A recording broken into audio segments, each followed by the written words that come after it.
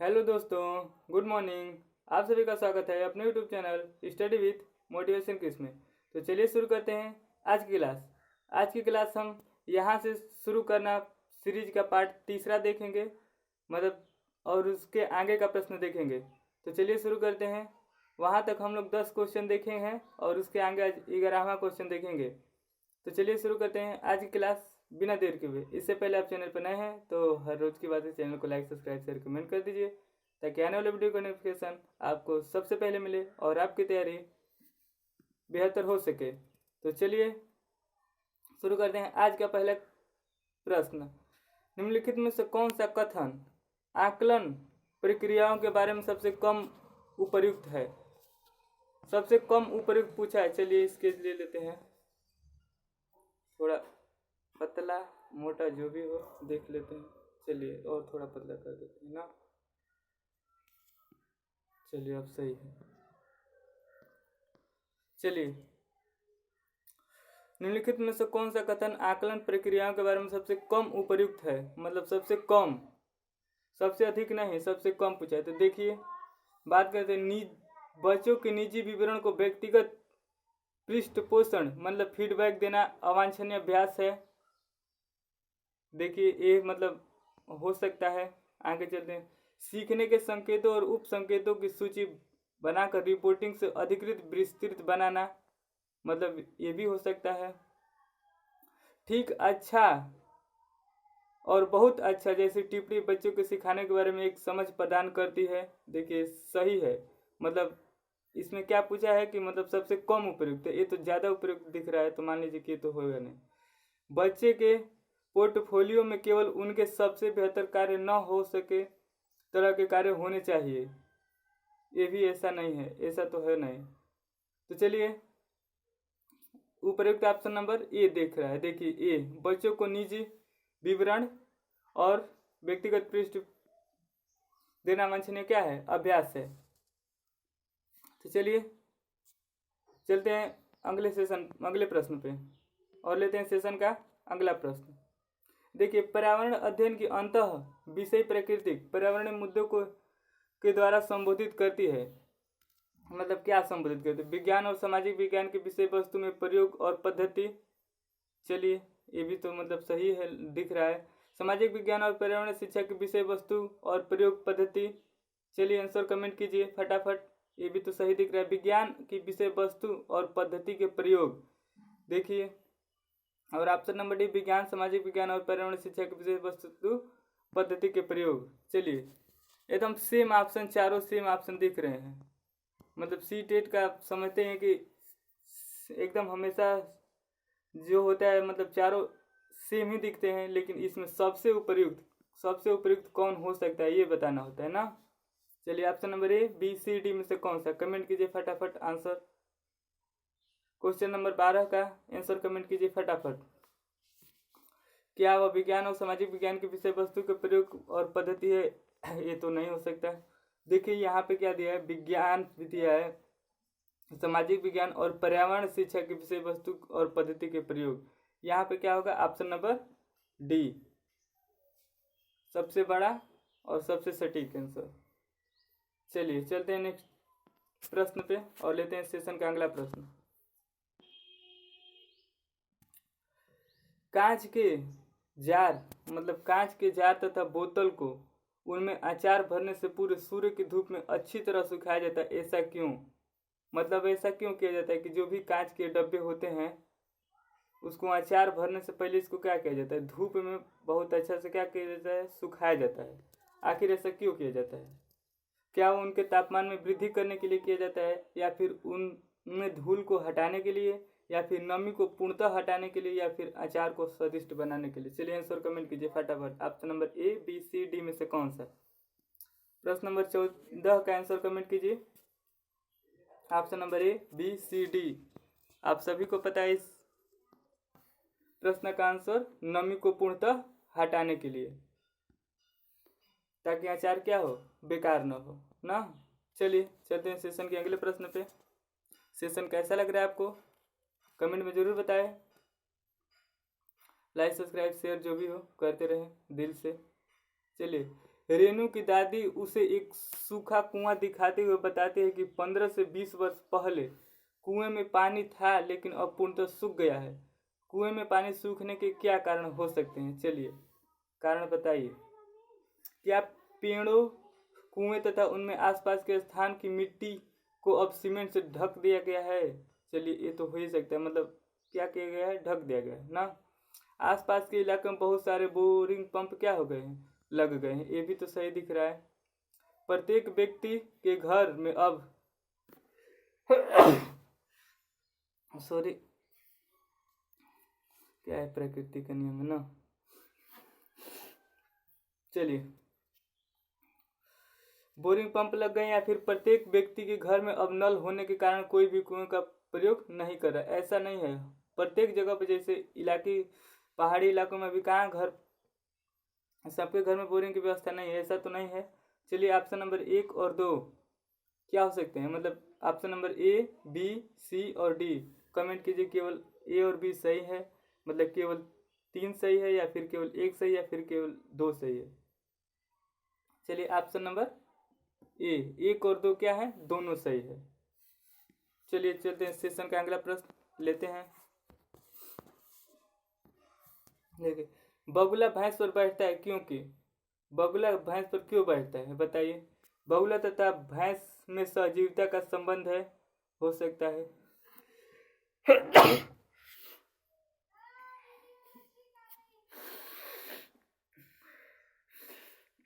लगता है तबीयत खराब, सॉरी। चलिए,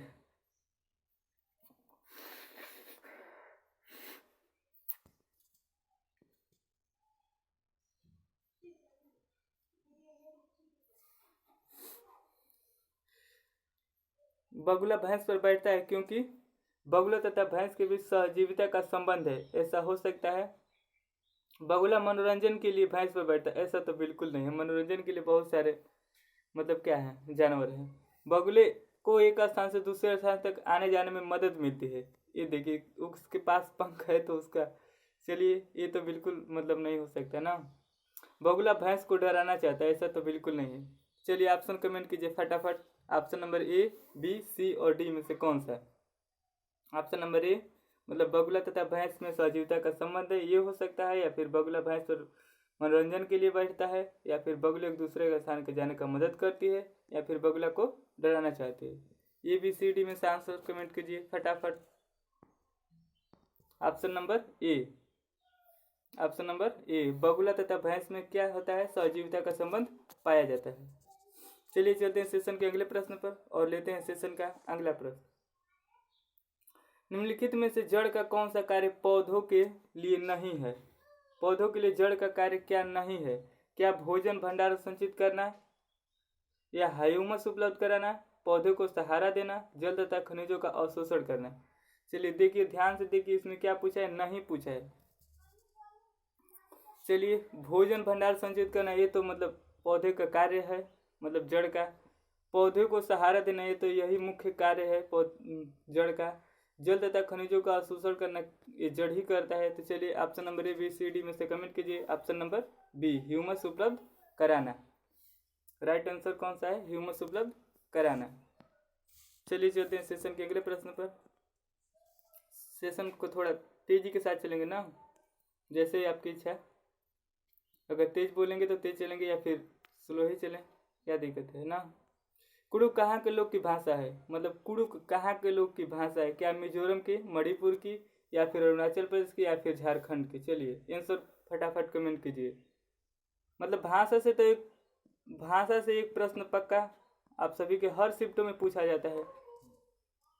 चलिए, ये दूसरी बार ऑनलाइन पेपर हो रहा है। कुडुक कहाँ के लोग की भाषा है? झारखंड की। Option number D. चलिए चलते हैं सेशन के अगले प्रश्न पर और लेते हैं आज के प्रश्न का 19 मतलब आज की श्रृंखला का 19वां प्रश्न। चलिए, क्या मतलब प्रश्न सुन लीजिए। प्राथमिक कक्षाओं में पर्यावरण अध्ययन को सिखाने में कहानियाँ एक महत्वपूर्ण पहलू है। पर्यावरण अध्ययन के कक्षा कक्ष में कहानी सुनाने के लिए निम्नलिखित में कौन सा सबसे कम उपयुक्त कारण है? कम पूछा है, देखिए यहाँ पे क्या पूछा है, सबसे कम उपयुक्त कारण है। कहानियों में व्यक्तियों के अनुभव शामिल होते हैं, ये तो सही बात है। कहानियाँ अनेक विषय क्षेत्रों को छूती है, ये भी तो सही है। कहानियाँ कक्षा प्रबंधन में सहायता करती है, ये भी सही है। कहानियाँ पर्यावरण अध्ययन और धारणा से संबंध जोड़ने के लिए संदर्भ उपलब्ध कराती है। चलिए option number A, B, C, D में से कमेंट कीजिए, फटाफट आंसर कमेंट कीजिए। Option number A, B, C, D. प्रश्न नंबर 19 का ऑप्शन नंबर डी, कहानियां पर्यावरण अध्ययन अवधारणा के समझ जोड़ने के लिए संदर्भ उपलब्ध कराती है, ऐसा बिल्कुल नहीं है ना। चलिए लेते हैं सेशन का अगला प्रश्न, प्रश्न नंबर 20।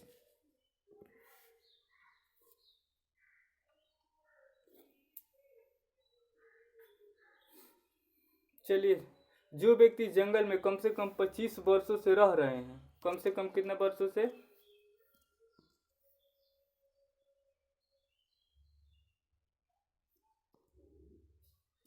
जो व्यक्ति जंगल में कम से कम कितना वर्षों से रह रहे हैं, 25 वर्षों से, उनका क्या है ऑप्शन नंबर, देखिए यहाँ पे आंसर दिखा रहा है जंगल का अधिकार अधिनियम 2007।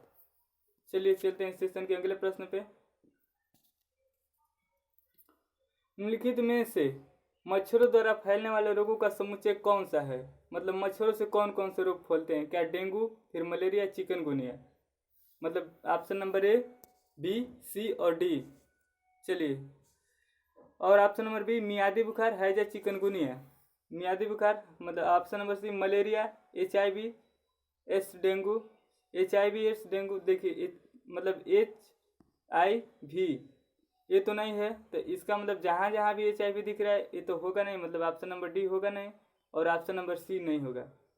मियादी बुखार, हैजा, चिकनगुनिया ये भी नहीं होगा। देखिए यहाँ पे सबसे उपयुक्त ऑप्शन दिया ऑप्शन नंबर ए, ऑप्शन नंबर ए यहाँ पे दिया है, डेंगू, मलेरिया और चिकनगुनिया। चलिए चलते हैं सेशन के अगले प्रश्न पर और लेते हैं आज के प्रश्न का 22वां क्वेश्चन। सेशन कैसा लग रहा है आपको? उम्मीद है जरूर आपको पसंद आ रहा होगा। चलिए, पशुओं की त्वचा पर विभिन्न पैटर्न मतलब डिजाइन होते हैं, किस कारण होते हैं? क्या उनकी त्वचा पर बालों के कारण होते हैं, या फिर उस जलवायु के कारण होते हैं जिसमें वे रहते हैं, या फिर उनकी शारीरिक शक्ति को इंगित करते हैं, या फिर परावर्तित प्रकाश के कारण होते हैं? चलिए ऑप्शन नंबर ए, बी, सी और डी में से कमेंट कीजिए, फटाफट कमेंट कीजिए ऑप्शन नंबर ए, बी, सी और डी। 22वें का आंसर फटाफट कमेंट कीजिए ऑप्शन नंबर ए, जो भी जानो उनकी त्वचा पर बालों के कारण क्या होते हैं, विभिन्न पैटर्न दिखते हैं, ऑप्शन नंबर ए। चलिए लेते हैं सेशन का अगला प्रश्न। निम्नलिखित में से कौन से राज्य जम्मू और कश्मीर के पड़ोसी राज्य हैं? मतलब जम्मू JK मतलब जम्मू कश्मीर। चलिए option number A Uttarakhand Rajasthan, option number B Himachal Pradesh Uttarakhand, option number C Himachal Pradesh Punjab, और option number D Himachal Pradesh Uttar Pradesh. चलिए option number A, B, C, D में से कमेंट कीजिए। क्या option number A Uttarakhand Rajasthan? ये तो मतलब नहीं है। हिमाचल प्रदेश और उत्तराखंड, देखिए इसमें भी उत्तराखंड है, इसका मतलब ये भी नहीं है।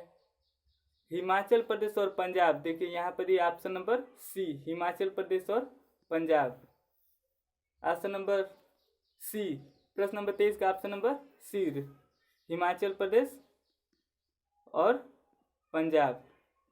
चलिए लेते हैं सेशन का अगला प्रश्न और देखते हैं आज के अगला प्रश्न।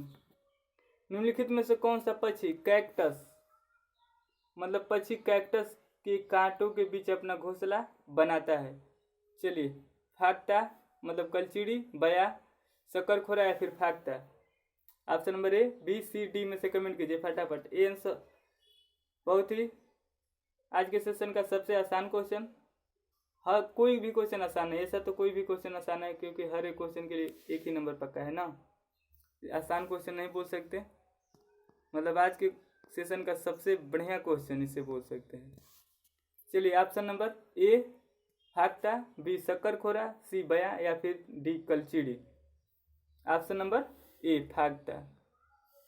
चलिए चलते हैं सेशन के अगले प्रश्न पे और लेते हैं सेशन का अगला प्रश्न। चलिए, किसी पशु के विषय में नीचे दिए गए विवरण को पढ़िए, उस पशु को पहचानिए। मतलब पशु के बारे में क्या किया है, कथन दिया गया है, तथा उस पशु को क्या करना है, हम लोगों को पहचानना है। चलिए, यह भालू जैसे दिखता है परंतु भालू नहीं है। मतलब ये भालू जैसे क्या होता है, दिखता है, मतलब ये भालू नहीं है। ये पहेली टाइप का क्वेश्चन है ना, मतलब बूझो तो जाने, मतलब बूझना है तो आपको पता चलेगा ना। भालू जैसा दिखता है परंतु भालू क्या है, नहीं है। यह दिन में लगभग 17 घंटे वृक्षों के शाखा पर उल्टे लटक कर सोता है। 17 घंटा क्या करता है, उल्टा लटक कर सोता है। एनसीईआरटी से क्वेश्चन है ना। यह जिस वृक्ष पर रहता है उसी की पत्तियां खाता है तथा लगभग 40 वर्षों तक क्या करता है, जीवित रहता है। चलिए, क्या यह सलाथ है या फिर लंगूर है, चिंपैंजी है या फिर पैंडा है? चलिए कमेंट कीजिए आंसर फटाफट। आज के सेशन का आखिरी प्रश्न, कमेंट कीजिए, क्या यह सलाथ है, लंगूर है, चिंपैंजी है, पैंडा है? आप सभी को पता है इस प्रश्न का आंसर। चलिए ऑप्शन नंबर फटाफट कमेंट कीजिए। ऑप्शन नंबर, सबसे बढ़िया क्वेश्चन ऑप्शन नंबर ए सलाथ। चलिए, सलाथ है मतलब पेड़ पर क्या करता है, उल्टा लटक कर मस्ती के साथ 17 घंटा तक सोए रहेगा। सबसे मतलब आलसी टाइप का जानवर है ना। यह वृक्ष पर मतलब उसी वृक्ष की क्या करता है, पत्तियों को खाता है और 40 वर्षों तक जीवित रहता है। और ये भालू के जैसे क्या करता है, दिखता है। तो चलिए आज के सेशन में इतना ही। कैसा लगा आपको आज की क्लास, कमेंट में जरूर बताइए। चैनल पे जुड़ने के लिए आप सभी का धन्यवाद।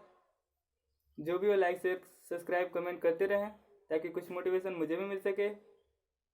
आप सभी का तहे दिल से शुक्रिया। एक बार फिर से क्लास में पूरा वीडियो देखने के लिए आप सभी का धन्यवाद। धन्यवाद आप सभी का।